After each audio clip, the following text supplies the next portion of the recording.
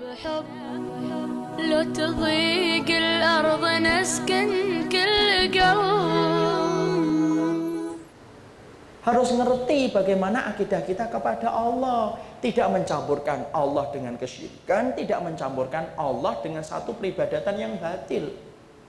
Karena mungkin atau tidak seseorang yang mereka itu tidak punya akidah yang bersih, kemudian mati dalam keadaan husnul khotimah. Ya tidak mungkin ikhwan.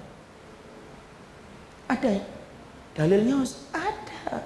Kejadiannya pernah kita lihat dari seseorang yang bernama yaitu Umar Al-Hamawi atau yang disebut dengan Ibnul Farid. Ibnul Farid itu dia itu ahli ibadah, loh, ahli ibadah. Tapi walaupun dia itu ahli ibadah, ada satu kesalahan fatal yang dilakukan oleh Ibnul Farid. Apa kesalahan fatal yang dilakukan oleh Ibnul Farid? Loh, Ibnul Farid itu, masya Allah ya, dia itu punya pemikiran yang menyimpang di dalam akidah, tidak main-main. Apa pemikiran menyimpang yang dimiliki oleh Ibnul Farid? Loh, Ibnul Farid itu meyakini bahwasanya Allah itu bersemayam dalam tubuhnya makhluk ketika makhluk itu ahli ibadah, ketika ekstra ibadah dia kepada Allah. Jadi menurut Ibnul Farid, jadi manusia itu ketika beribadah dia naik posisinya, semakin banyak ibadahnya semakin naik. Allah ada di atas, semakin turun. Karena Allah turun mendekat kepada orang yang beribadah. Maka kemudian ketika mereka saling mendekat, mereka ketemu di satu titik. Nah, ketika ketemu di satu titik, disitulah kemudian dia mengatakan apa? Allah itu makhluk, makhluk itu Allah. Itu namanya ajaran apa? Ajaran wahdatul wujud atau hululiyah. Bersemayamnya Allah dalam tubuhnya makhluk, Allah itu kamu, kamu itu Allah. Bahaya atau tidak pemikiran itu? Bahaya. Itu merusak akidah itu. Padahal kita mengerti dalam akidah Ahlussunnah itu apa? Yang namanya Allah itu bersemayam di atas arsy.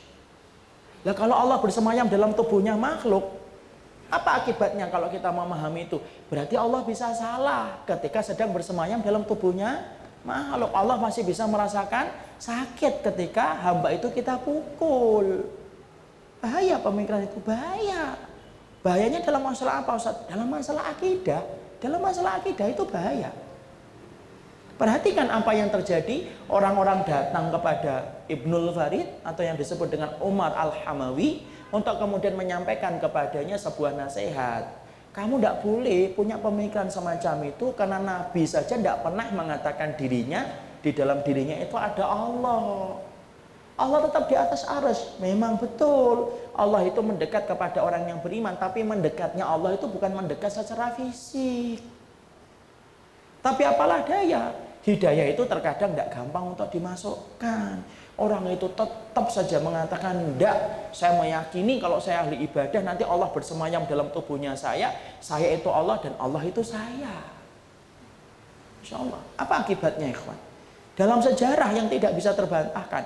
Lalu kemudian akhirnya Umar Al-Hamawi ini kemudian meninggal dunia. Dan dalam meninggalnya merasakan dulu sakaratul maut. Semua orang yang mati itu merasakan sakaratul maut. Kecuali satu yang tidak pernah merasakan sakaratul maut. Apa itu? Orang yang mati syahid itu tidak pernah merasakan sakaratul maut. Sakarat itu artinya apa Ustaz? Kepedihan dan keperihan, itu artinya sakarat. Ya. Maka kemudian orang itu sakaratul maut. Ketika sakaratul maut, maka kemudian teman-temannya datang sebagai seorang muslim kepada muslim yang lainnya, memberikan kepadanya talqin. Karena Rasulullah menyampaikan apa? Lakinu ala mautakum la ilaha illallah. Talqinlah orang yang akan meninggal di antara kalian dengan ucapan la ilaha illallah. Ditalqin ikhwan. Di mana kalau kita mentalqin orang yang akan meninggal dunia? Loh, di sini, di sebelah kanannya. Ya, kalau antum dapati orang mau meninggal dunia, talqin di sebelah telinga kanannya. Ditalqin la ilaha illallah, la ilaha illallah. Tidak ada satupun ucapan itu yang mampu diucapkan oleh beliau. Padahal dia apa? Ahli ibadah. Cuma kesalahan fatal yang dia lakukan itu apa? Dia rusak akidahnya ketika meyakini Allah itu bersemayam dalam tubuhnya makhluk.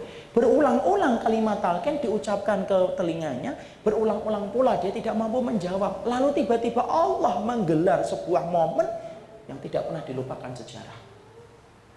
Dia diucapkan la ilaha illallah, dia menggonggong sebagaimana lolongan anjing. ilaha illallah. Au. La ilaha illallah. Au.